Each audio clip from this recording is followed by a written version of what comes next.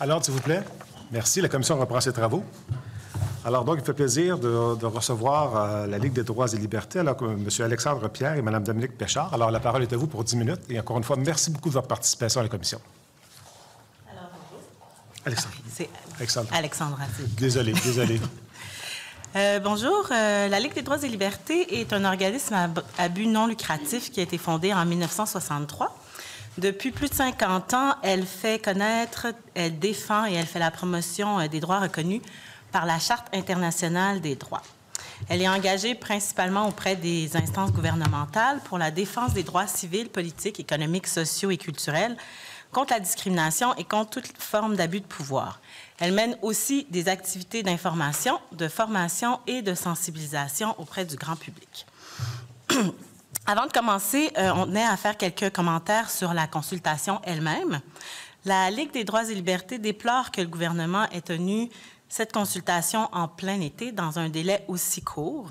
La consultation a été annoncée fin juin pour des auditions en août, donc moins de 2 mois, avec une consultation en ligne de moins de 1 mois, du 8 juillet au 2 août. Alors même que les enjeux soulevés par nos discussions aujourd'hui ou par les applications sont complexes et importants. En mai, il y a plus de 1800 personnes et organismes ou organisations qui ont signé une déclaration initiée par la Ligue. Et cette déclaration demandait un débat public sur ces technologies et dénonçait le manque de transparence du gouvernement. Avec la présente consultation, on tenait à dire que donc, la consultation et les conditions dans lesquelles elle se tient, on est bien loin du compte et le droit de la participation de toutes et tous dans ce débat est loin d'être respecté d'après nous.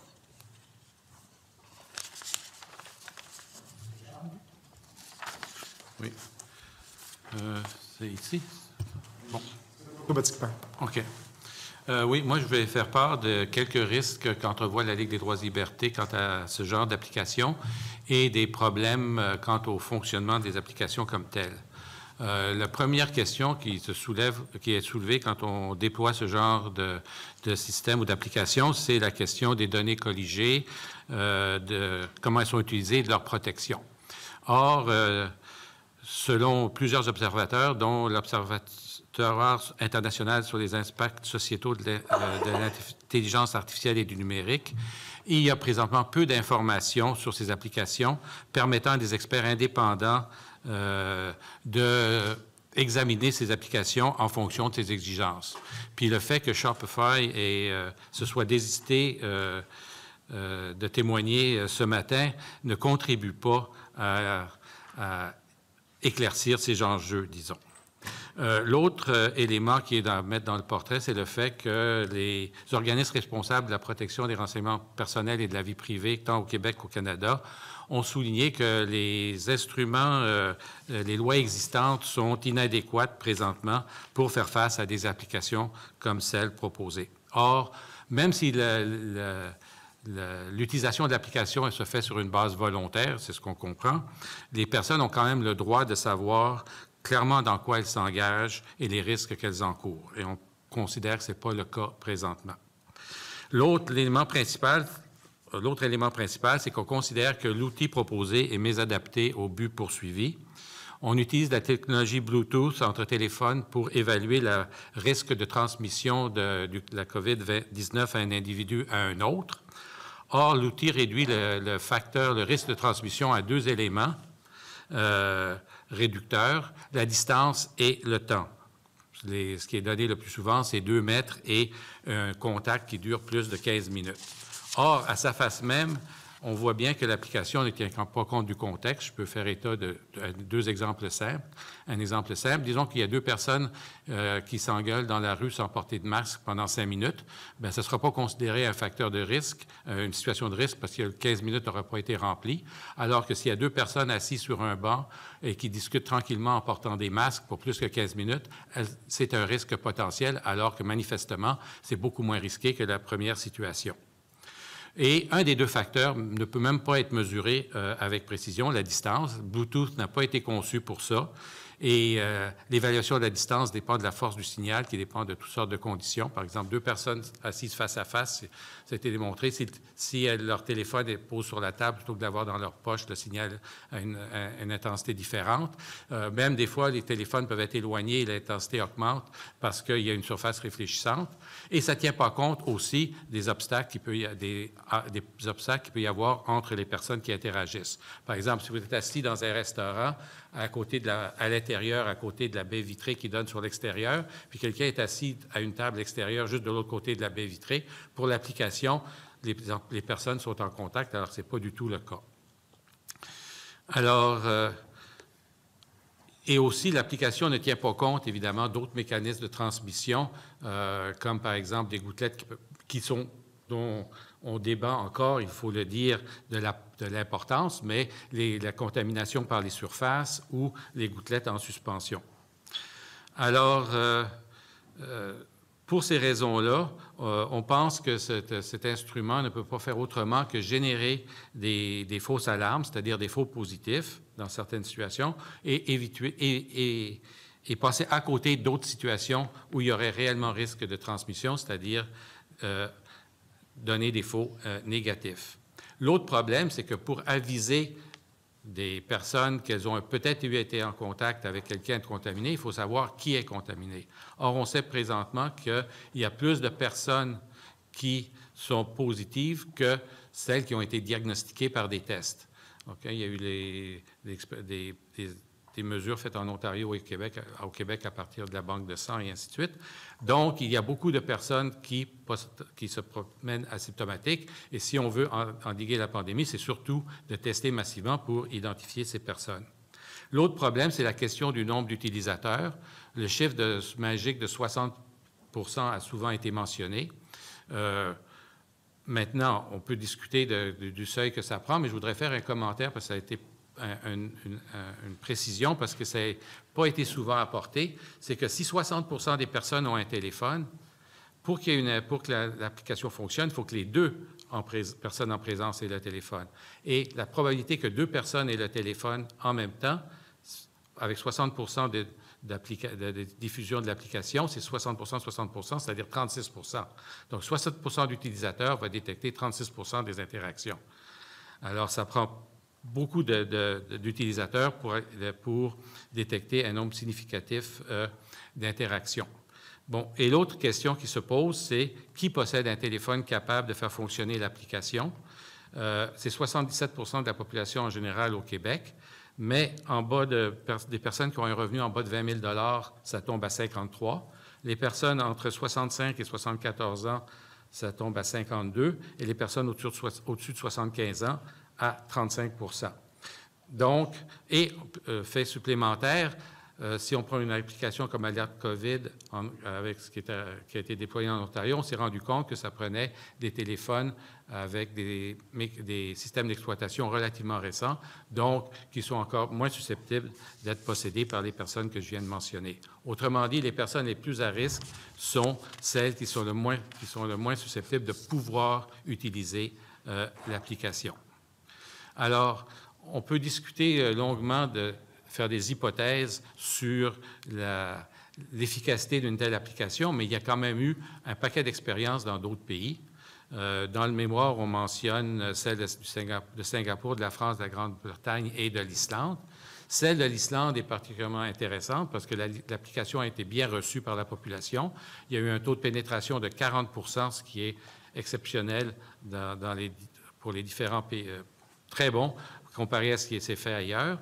Et malgré cela, les autorités qui géraient la propagation de la COVID en Islande ont conclu que l'impact de cette application a été minime sur le contrôle de la pandémie. Donc, pour ces raisons-là, on trouve que cette application pose des risques, qu'elle ne s'adresse pas aux vrais défis de lutter contre la COVID-19 et qu'elle a aussi un potentiel discriminatoire. Madame Pierre va enchaîner peut-être sur des alternatives qu'on... Bien, en fait... Madame la Présidente, vous avez 1 minute, s'il vous plaît. Oui, 1 minute. Alors, comme a dit Dominique, cet outil s'avère inefficace. Les populations les plus touchées par le virus sont les moins susceptibles de posséder cette application-là. Et une autre chose qu'on pourra peut-être développer dans la période des questions, c'est toute la question sur la législation québécoise en matière de protection de la vie privée et de renseignement personnel qui est complètement inadéquate en ce moment pour encadrer le domaine numérique. Donc, c'est un risque supplémentaire qui est non négligeable. Je conclurai très vite sur le droit à la santé. Pour la Ligue, un des problèmes majeurs de cette crise-là, c'est le manque de moyens du système de santé qui a été malmené par des décennies d'austérité, de politiques d'austérité. Ces politiques-là qui ont grandement affecté la capacité du système de santé à tester massivement les Québécois pour la COVID. À ce sujet, pour nous, on considère que les méthodes traditionnelles de traçage manuel de contact sont beaucoup plus efficaces que les solutions dont on parle aujourd'hui. Il est donc impératif, dans cette perspective-là, de donner les moyens nécessaires à la santé publique pour qu'elle puisse remplir sa mission maintenant, avec la crise du COVID, mais aussi par la suite. La protection de la santé publique demande dans ce sens-là des mesures structurantes, des investissements suffisants pour lutter contre les inégalités, notamment celles que Dominique a parlé, et pour contrer les effets de toutes sortes de types de discrimination et d'exclusion sur les conditions de vie et les déterminants sociaux de la santé. Puis là, on voit d'ailleurs avec la COVID à quel point le droit à la santé est interdépendant d'autres droits comme le droit à un revenu décent, le droit au logement, le droit à des bonnes conditions de travail. Merci. Je dois vous arrêter parce qu'on dépasse beaucoup de temps. Le temps, c'est-à-dire. Alors, Madame la députée de Jean Talon, s'il vous plaît. Monsieur le député Chapleau, excusez-moi. Merci beaucoup, Monsieur le Président. Peut-être d'abord sur la forme, puisque c'est comme ça que vous avez ouvert vos remarques. Le délai était le même pour tous les groupes. Nous avions d'ailleurs un groupe précédent qui a pu nous remettre un mémoire de 78 pages très, très bien préparé et bien ficelé. Pour ce qui est de la consultation publique, il y avait également de nombreuses participations de la population, de nombreux citoyens. Peut-être un peu un retour également sur les présentations du gouvernement. D'abord, l'application va être gratuite et volontaire. Ensuite, va fonctionner sans géolocalisation, sans biométrie et sans stockage de données. Donc, à ce niveau-là, c'est simplement pour rassurer les intervenants. Ensuite, donc, vous avez parlé de la législation. Je trouve ça quand même intéressant. Peut-être on pourrait brosser un tableau. J'avais eu l'occasion de le faire, notamment en lien avec la loi sur l'accès aux documents des organismes publics, sur la protection des renseignements personnels, la loi également concernant le cadre juridique des technologies de l'information, la Commission de l'accès à l'information, également le projet de loi 64. Peut-être j'aimerais vous entendre sur ces législations-là. Qu'est-ce qui manque? Qu'est-ce qui serait intéressant? Qu'est-ce qu'on devrait ajouter? Parce qu'il y a quand même déjà un beau corpus législatif très intéressant au Québec. Puis d'ailleurs, le gouvernement se propose d'en ajouter et dans le fond, d'améliorer la situation parce que c'est une préoccupation du gouvernement. Donc, c'est ça, je vais peut-être vous entendre sur le cadre législatif. Là. Est-ce que tu veux? Moi, je peux... disons, on a eu l'occasion à la Ligue de se pencher sur ce cadre-là au fil des ans. Puis on a constaté que le cadre les dispositions, il y a eu une érosion dans la gestion des renseignements personnels au niveau de l'État, dans le sens que les principes de départ qui visaient que les données soient collectées juste à la fin utilisées à la fin pour lesquelles elles ont été collectées, ne pas être partagées dans différents organismes, que le rôle de supervision de la Commission d'accès à l'information avant que de telles choses soient faites a été affaibli. Donc, il y a eu une érosion progressive même du régime qui avait été établi au départ. Et il est clair que dans le contexte présent, avec ce qu'on a vu qui arrive dans le domaine des renseignements personnels et les GAFAM, là, que le système de protection est totalement inadéquat, puis c'est pas juste au Québec, c'est au Canada.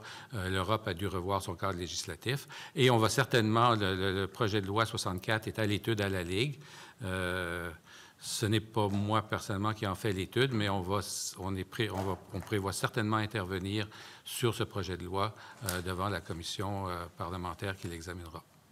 Si je peux rajouter quelque chose aussi, on n'est pas les seuls à dire ça. Il y a aussi les commissaires fédéraux, provinciaux et territoriaux à l'information et à la protection de la vie privée qui ont aussi fait une déclaration commune en soulignant le fait que les lois fédérales, provinciales et territoriales concernant le domaine numérique, étaient inadéquates. Donc, il y a aussi un certain nombre de spécialistes qui disent la même chose et qui expriment leur inquiétude face à ces questions.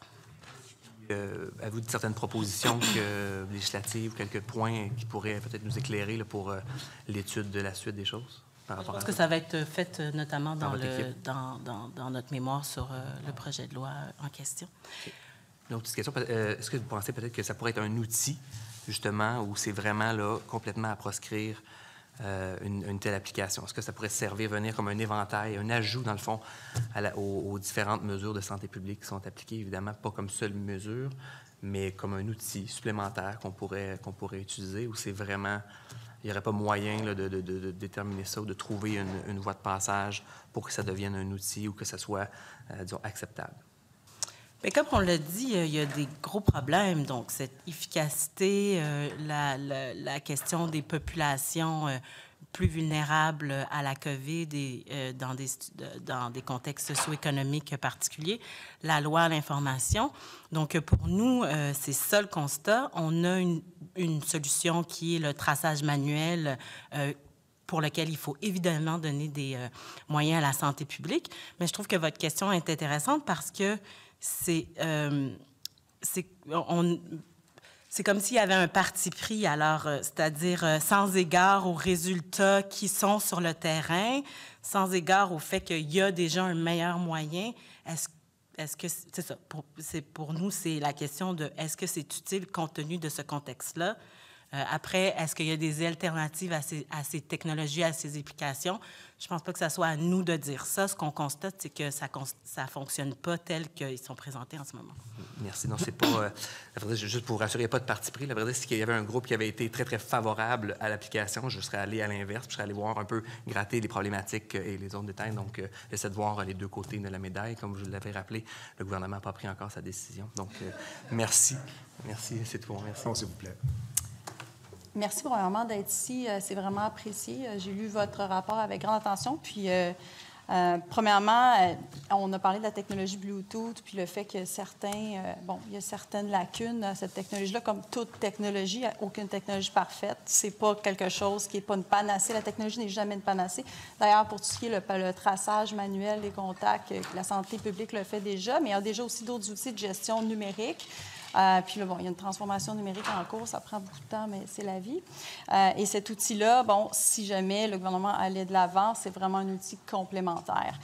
Puis le Bluetooth, ben, c'est une technologie qui a été choisie parce que c'est probablement la technologie qui limite le plus l'intrusion dans la vie privée. La protection des données personnelles est excessivement importante et a toujours été une considération pour le gouvernement, là, depuis l'arrivée du gouvernement. Moi, je vais vous amener sur quelque chose qui est dans votre rapport, puis on a discuté tout à l'heure, puis c'est la fracture numérique. J'aime ça parler des vraies affaires, puis je pense que c'est important qu'on en parle parce que c'est une préoccupation. Ça l'est dans le système d'éducation quand on a fait le virage numérique. Il y a des populations plus vulnérables qui avaient difficilement plus accès à ça. Moi, je me posais la question parce que c'est évident qu'il y a des gens qui n'ont pas de téléphone intelligent, qui ne peuvent pas downloader ou qui ne l'utiliseront pas si jamais c'était rendu public. À la population, on pense aux gens plus vulnérables, dans le secteur plus défavorisé ou les gens âgés. Mais est-ce que ça ne pourrait pas aussi avoir un effet favorable sur une population comme les jeunes, par exemple, qui ont tendance à avoir des téléphones intelligents, puis je ne veux pas porter de jugement là, aux jeunes, je fais attention à ce que je dis, mais qui sont peut-être moins sensibles ou qui vont peut-être moins aller se faire tester d'emblée, ils vont rentrer en contact avec des gens, puis des fois, ils vont peut-être moins être sensibles à cette question par rapport à des populations plus vulnérables comme les gens âgés qui vont être plus préoccupés. Moi, je pense à mes parents qui font très, très attention. Est-ce que ça ne pourrait pas être, si je vous pose la question vraiment en toute transparence, un effet positif pour les jeunes qui seraient « Ah, j'ai été en contact avec une personne, ouais, peut-être que je devrais faire attention, peut-être que je devrais aller me faire tester. » Avez-vous pensé à ça? J'aurais envie de répondre à cette question-là. Une de nos préoccupations constantes à la Ligue, c'est de faire en sorte que les droits de tous et tous soient respectés. Puis on sait qu'il y a des populations qui sont particulièrement vulnérables en termes de droits. Puis c'est notamment avec cette lunette-là qu'on regarde cette application-là. Parce que ce qu'on nous a dit, c'est ça va être un outil de prévention et de réduction de la COVID. Or, les personnes les plus touchées, puis il me semble que c'est là-dessus que c'est important de se concentrer, sont les moins à même d'avoir ces applications. Donc, pour les jeunes, j'en sais rien. Dans la mesure où est-ce que, je dis j'en sais rien, dans la mesure où est-ce que les problèmes que Dominique a évoqués sont, ça n'a rien à voir avec le fait d'être jeune ou pas. Il y a une inefficacité. La loi sur la protection des données personnelles, c'est toujours la même, que ce soit un jeune ou un plus vieux qui l'utilise. Donc ça ne répond pas à ça. Mais en plus, les populations les plus vulnérables sont les moins à même d'utiliser ces outils-là. Donc pour nous, c'est un autre gros défaut de ce type d'application-là aussi. Okay. Alors, le petit de Lépliane, s'il vous plaît. Merci beaucoup, Monsieur le Président. Vous dites que le traçage manuel des contacts serait plus efficace, ou est plus efficace, parce que c'est actuellement de la façon dont on fonctionne. J'aimerais ça que vous élaboriez un petit peu là-dessus. Quand on parle de traçage, on parle d'enquêtes épidémiologiques qui sont réalisées par des personnes qui sont formées pour ça, formées par la santé publique, évidemment. Et l'idée, donc, c'est de réaliser ces enquêtes. Et ce qui est intéressant aussi avec le traçage manuel, c'est la suite. C'est-à-dire qu'une fois qu'on a réalisé ces enquêtes-là, normalement, la santé publique a les moyens de pouvoir retracer, pas retracer, mais plutôt contacter directement par toutes sortes de moyens les personnes qui sont à risque, leur donner des instructions extrêmement claires, géographiquement situées aussi. Bien, vous avez un hôpital à 5 minutes, etc., etc. Ce que les applications ne font pas. Il y a comme toute une partie de l'application où est-ce que la personne doit être en quelque sorte proactive. Donc, regarder son téléphone, être près d'une source Internet pour pouvoir mettre à jour, dire vous avez été à risque, donc appelez telle personne. Donc, tout ça, c'est beaucoup, à notre sens, c'est beaucoup moins efficace que cette espèce de prise en charge qui fait partie de la mission de la santé publique. Je ne sais pas si tu veux rajouter quelque chose. Moi, je pense que dans ce genre, pour répondre à ce genre de questions, comme dans toute question d'ordre scientifique, c'est l'expérience qui dicte qu'est-ce qui marche pas. Et en Islande, où ils ont été il semble avoir un système de traçage de la COVID qui a bien marché. Ils avaient à la fois du traçage manuel, puis du traçage, ils avaient l'application, comme je l'ai mentionné tantôt. Or, eux-mêmes ont conclu que c'était le traçage humain, manuel, qui était efficace et que l'application avait peu contribué. Donc, ça, c'est leur expérience. À mon avis, c'est ce genre de choses qui est le plus parlant que des hypothèses sur ce qui pourrait ou ne pourrait pas être. Est-ce que ça pourrait pas être complémentaire? Parce que quand on pose des questions, puis bon, au cours des derniers mois, j'ai été beaucoup en contact avec ce que nous, on appelle dans notre jargon, là, des cas de comté, là, où les gens, il y a une perte de mémoire. Qui j'ai rencontré? Il y a tout l'aspect humain aussi derrière tout ça. Est-ce que vous ne le verriez pas comme étant complémentaire à ce qui se fait actuellement? En Islande, il y avait les deux et ils ont conclu que ce n'était pas un bon outil. C'est difficile pour nous de faire d'autres hypothèses que celles qui sont en face de nous et qui sont effectives. Là, on n'est pas... c'est ça. Voilà. OK. Puis Jean Talon aussi. Moi, j'ai une question pour vous. On parle des populations vulnérables. Je m'écarte un peu, mais pas tant. qu'est-ce qui pourrait être fait de plus pour, justement, mieux soutenir les populations vulnérables? Là, on va rester dans le cadre numérique, là, mais ça pourrait être autre chose aussi. Est-ce qu'il y a des outils supplémentaires? Maintenant qu'on ne parle pas de cette application-là ou cette application-là, mais qu'est-ce qui pourrait être fait de plus pour mieux accompagner les populations vulnérables, mieux identifier les cas, accélérer, en fait, la détection pour limiter la propagation pour ces populations-là? Pu le voir dans notre mémoire, nous, on constate que, compte tenu des différentes déclarations de la santé publique elle-même, voyons, je vais le dire, tester à grande échelle, c'est la solution. Voilà, les méthodes traditionnelles, vous l'avez dit, sont pas parfaites, mais c'est les plus efficaces qu'on a jusqu'à présent. Effectivement, il n'y a aucune méthode à elle seule qui est parfaite. C'est pour ça que... Puis c'est un apprentissage. Je pense que tous les pays, tous les États évoluent, puis il y a un apprentissage. Donc, c'est pour ça que je posais cette question-là. C'est pour accélérer puis sensibiliser la population, dans le fond, pour augmenter le niveau de test, pour encourager les gens à aller se faire tester plus rapidement. Qu'est-ce qui pourrait être fait? Bien, c'est sûr qu'il faut aussi fournir des moyens aux personnes, c'est-à-dire en termes d'équipement, de protection et des choses comme ça. C'est sûr que des situations d'inégalité sociale qui entraînent des effets démesurés sur des groupes discriminés ou défavorisés, ça ne peut pas être renversé du jour au lendemain. Mais ce que la COVID démontre, c'est à révéler jusqu'à quel point des inégalités peuvent avoir des conséquences graves dans des constitutions comme celle-ci. Donc, à long terme, ça devrait être, comme Mme Pierre a mentionné, une politique publique en termes contre les inégalités de revenus, avoir un revenu décent, le logement. C'est des choses comme ça qui permettent de réduire l'impact de pandémie. C'est clair que les personnes qui ont des logements plus grands, qui peuvent faire du télétravail, etc., sont favorisées dans la lutte, dans la protection contre la pandémie par rapport aux travailleurs de première ligne, comme on l'a vu dans les mois passés. Merci beaucoup. Madame la députée de Saint-Laurent, s'il vous plaît. Je commencerai d'abord par, juste pour revenir, j'ai été un petit peu malaisée par l'avant-propos de mon collègue de Chapleau, puis j'aimerais juste rappeler à tout le monde que le groupe qu'on a reçu au préalable, c'est un organisme gouvernemental avec des fonds gouvernementaux et nous avons devant nous un organisme sans but lucratif, donc pas les mêmes ressources. Alors, je crois que lorsqu'ils disent qu'ils n'ont pas eu beaucoup de temps, c'était juste et à propos. Non, il n'y a pas de Monsieur le Président. Il n'y en a pas là-dedans. Non.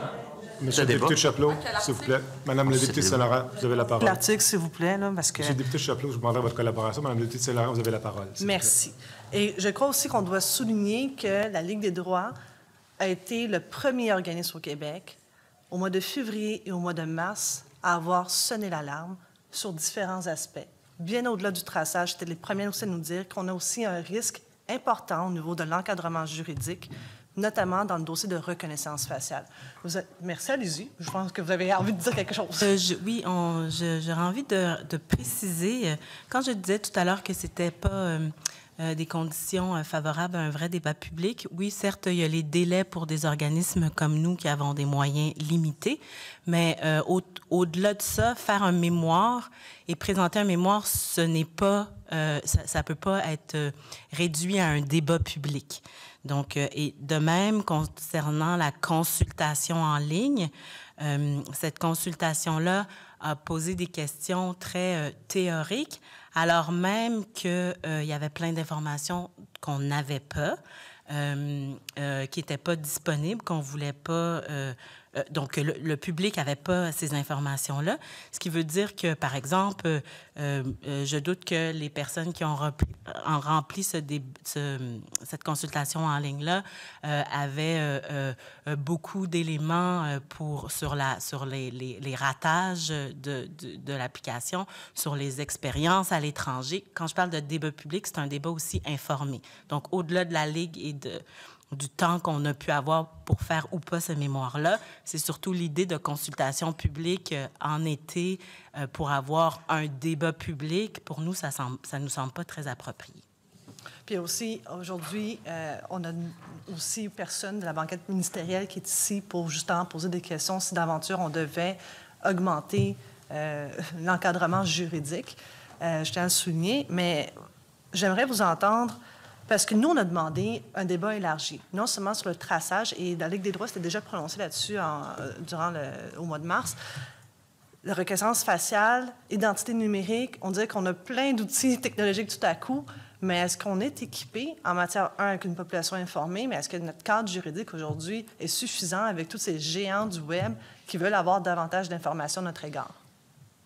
Bien, c'est un peu dans cette perspective-là aussi que la Ligue demandait un débat public, certes sur ces applications-là, parce que c'est celle-là qu'on a en face, mais aussi plus largement, notamment on l'a mentionné sur toute la question de la législation qui est manquante.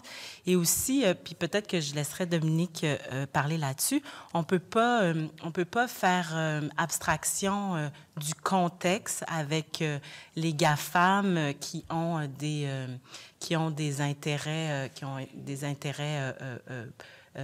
financiers très forts, et qui fait que plus on va vite, moins on est capable non seulement d'identifier ces intérêts-là, mais aussi de les départir de l'intérêt public, finalement. Donc, de faire la différence entre les intérêts et qu'est-ce qu'ils veulent nous vendre et l'intérêt public. Je ne sais pas si tu veux rajouter quelque chose sur les GAFAM. Je pense que c'est de plus en plus... Nous, on a été pas les premiers à sonner l'alerte, mais je veux dire, au fil des années passées, mais maintenant, je pense que c'est assez largement reconnu que ces grandes corporations, sous le couvert de services, sont en train de piller nos vies personnelles dans leur propre intérêt et que nos lois sont complètement inadaptées. C'est un phénomène, il s'agisse à l'échelle internationale. Donc, on n'est pas du tout protégé contre ça. Et elle se propose aussi de devenir les gestionnaires de nos données, mais les gestionnaires aussi des services publics. L'offensive de Google aux États-Unis dans le domaine de la santé et de l'éducation est phénoménale. Et c'est, je pense, une grande préoccupation pour nos sociétés démocratiques. Et c'est un débat qu'on souhaite vivement voir se faire dans la société québécoise à très court terme. Est-ce que c'est une affirmation qui pourrait être vraie? On apprend maintenant que lorsque différents élus au niveau fédéral ont dit cette application est totalement anonyme, on a ici un rapport qui dit non. On peut avoir une information qui a été rendue anonyme et qu'on peut reculer et être capable d'avoir l'identité de la personne. Mais c'est peu probable, c'est une possibilité. Alors, ces géants du Web qui ne payent pas d'impôts pourraient faire en sorte d'avoir plus de données, faire des profits et toujours pas payer d'impôts. Donc, pour eux autres, là, c'est vraiment le rêve. Bien, c'est un peu ce contexte-là, c'est-à-dire que tous ces enjeux-là doivent être décortiqués. C'est sûr que tous les, comme je disais tout à l'heure, les intérêts des GAFAM sur cette question-là, faut qu'ils soient très clairs et qu'ils soient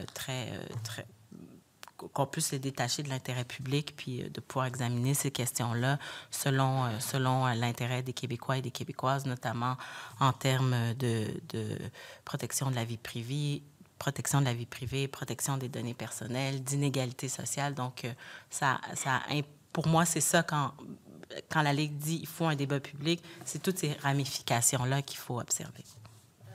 Et je ne sais pas combien de temps il me reste, mais merci. Alors, je vais aller en deux volets. Quelle est la conséquence? Disons que le gouvernement va de l'avant, puis que malheureusement, ce qui va arriver est la chose suivante, croisement de données, une entreprise, un des géants du tech arrive à faire du croisement de données ou qu'il y a une fuite de données au niveau financier, quelle est l'amende? Et est-ce que notre chien de garde, que ce soit le commissaire fédéral ou le commissaire de la vie privée au niveau des provinces, sachant qu'il y a déjà une plainte en Alberta, puis que ça fait déjà 2 ans que la plainte a été déposée, qu'on n'a toujours pas le rapport du commissaire à la vie privée de l'Alberta dans un autre dossier. Alors, c'est quoi les conséquences pour les gens du tech à l'heure actuelle avec les cadres législatifs qu'ils ont au niveau criminel, financier, si jamais ça dérape? Bien, à ma connaissance, les commissaires peuvent seulement constater des abus et faire des recommandations. Ça fait partie du problème. Donc, notre chien de garde, c'est un peu comme un chihuahua qui manque de mordant? Oui, bien, en fait, ça fait partie aussi de l'inadéquation d'un certain nombre de lois, de mécanismes, d'institutions. Est-ce que vous recommanderez qu'on ajoute davantage de ressources, puis vraiment donner des lois avec beaucoup plus de mordants, mais aussi des ressources, parce que les délais en ce moment, lorsqu'on porte plainte ou lorsque le commissaire à la vie privée se saisit d'un dossier, on parle de délais là, qui sont de 2 ans. C'est comme, est-ce que ça serait davantage, tant qu'à avoir, on parle de gouvernance, puis d'avoir un chien de garde qui va surveiller l'application, mais en ce moment, un chien de garde a de la misère là, à appliquer les lois actuelles, et même s'il doit l'appliquer, les conséquences, là, on n'est pas aux États-Unis, il n'y a personne qui s'en va en prison, puis personne qui paye des amendes d'1 milliard, là, ici, on s'entend. Bien, c'est clair que toute la question des services publics comme ceux-là, comme la santé publique, il faut leur donner les moyens de pouvoir faire leur travail puis d'accomplir leur mission. Puis il y a clairement aussi, on l'a répété plusieurs fois, des mises à jour législatives qui doivent être faites. Est-ce qu'il me reste encore du temps ou non? Ah, merci! Excellent. Alors, ma dernière question, et non la moindre. Est-ce que ça ici, c'est une autre application qui va faire en sorte, encore une fois, que les populations les plus vulnérables seront encore les laissées pour compte? Dans le sens que les aînés n'auront pas plus demain matin un téléphone intelligent. Les populations plus vulnérables, si par exemple on prend de façon plus concrète Montréal-Nord, où est-ce que vous avez mentionné notamment que 30 n'ont pas accès à Internet de façon régulière. Alors, au fond, on va mettre de l'argent, sachant que les ressources sont limitées par définition, mais les besoins sont illimités. Mais encore une fois, on n'aura peut-être pas la bonne priorité, puis qu'au lieu de miser sur les gens, les êtres humains, les préposés, on va miser sur des technologies qui vont, encore une fois, juste enrichir les géants du tech. Donc, la question du coût n'est pas négligeable, mais c'est aussi la question tout simplement de l'efficacité, là. Je me répète encore, mais je pense que ça vaut la peine. L'impératif, c'est de donner les moyens à la santé publique pour qu'elle puisse remplir sa mission maintenant, après la COVID. Puis pour ça, il faut des investissements suffisants. Il faut comprendre ce que signifie le droit à la santé puis comment il est lié à d'autres droits. Ça implique des moyens. Donc, oui, il y a la question du coût, d'ailleurs, il y a un enjeu de transparence là-dedans aussi. Il y a l'enjeu du coût, mais il y a aussi l'enjeu de est-ce que c'est ça qu'il nous faut? Député de Gouin, s'il vous plaît. Merci, Monsieur le Président. Merci, Monsieur et Madame, d'être avec nous cet après-midi. J'ai peu de temps, je vais faire des questions brèves. Merci d'être bref également dans vos réponses. J'aimerais vous entendre sur le risque d'engorgement au niveau des tests si une telle application était, dans un best-case scenario, largement téléchargée au Québec. On nous dit qu'il y a à peu près 77 des gens au Québec qui ont un téléphone intelligent.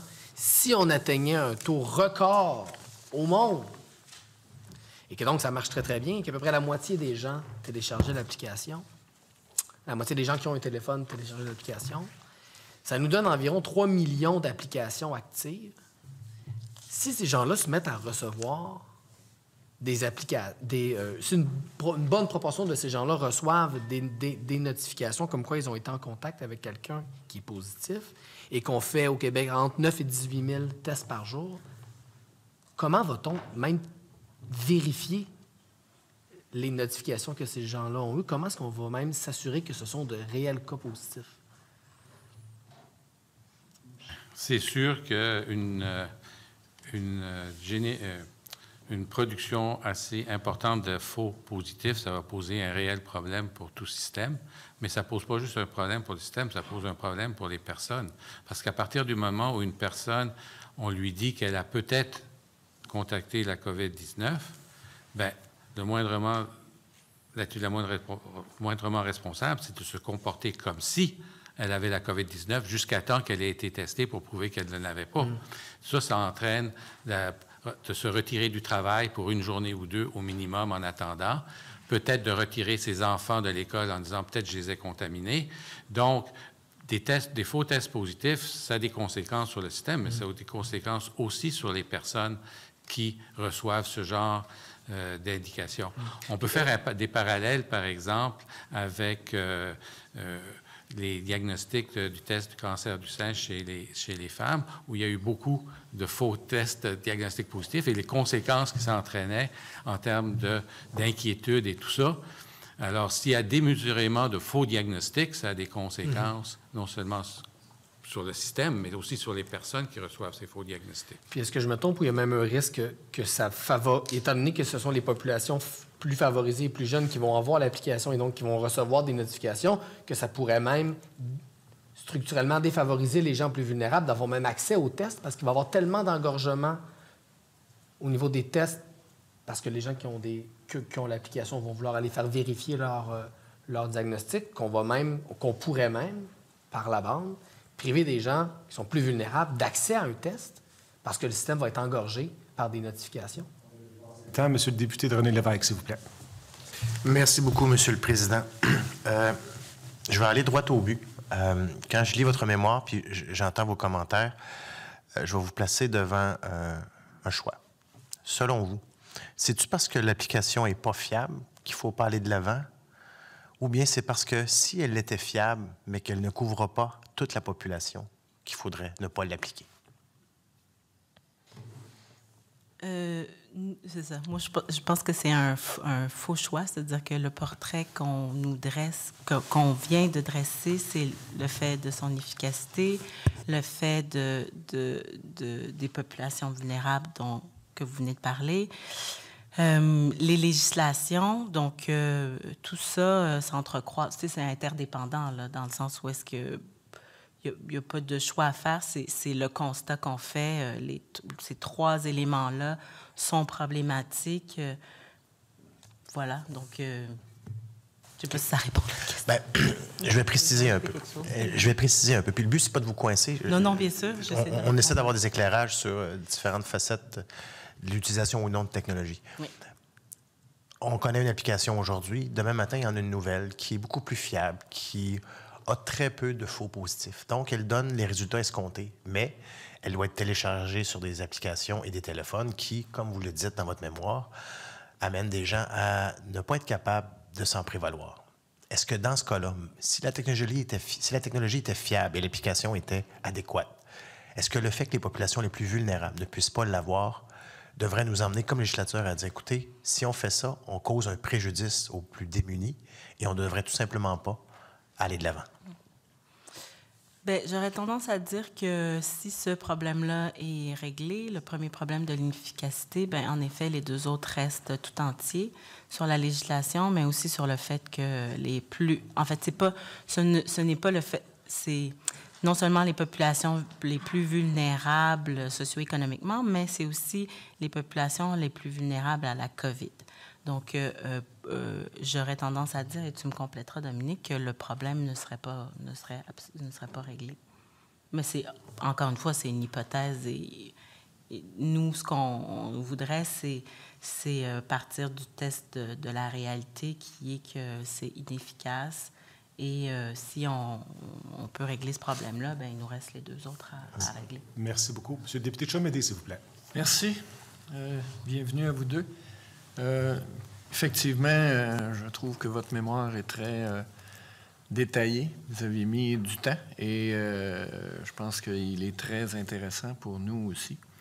Effectivement, l'organisme qui est venu avant travaille là-dessus depuis le mois de mars. C'est un organisme gouvernemental. Et effectivement, je fais écho à ce que j'ai entendu tantôt. Finalement, à la fin de tout, ça va être un choix politique. Le gouvernement est pressé de faire de quoi, là? Puis là, il essaie de nous convaincre que ça va être complémentaire, puis ça va régler tous les problèmes. C'est-à-dire que ça va régler un de ces problèmes, puis on va passer à un autre appel, puis arrangez-vous, on va payer, puis on va essayer de s'organiser. Je disais ce matin qu'il ne faut pas prendre les citoyens des imbéciles. Je le répète là, depuis un matin. Si ça prend une adhésion des citoyens, vous avez mis un exemple dans le traçage manuel qui est beaucoup plus fiable. À la page 9 de votre mémoire, vous avez dit, à partir du moment où la santé publique explique avec transparence, clairement, ce qu'ils doivent faire, ce qu'ils attendent de nous, bien, il y a une adhésion.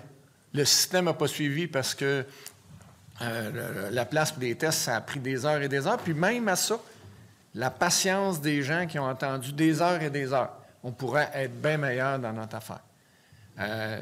ce matin, on est venu nous dire que peut-être que ce n'est pas obligatoire qu'on ait une application. Vous avez parlé tantôt aussi de la transparence de la consultation en ligne. Bon, on aimerait bien, nous autres aussi, que ça soit transparent, là, mais ça a été transparent pour un poste, pour une station de télévision ce matin. Je pense qu'il va falloir questionner la méthodologie, il va falloir questionner les informations. C'est sûr que cette consultation en ligne en plein mois de juillet est pour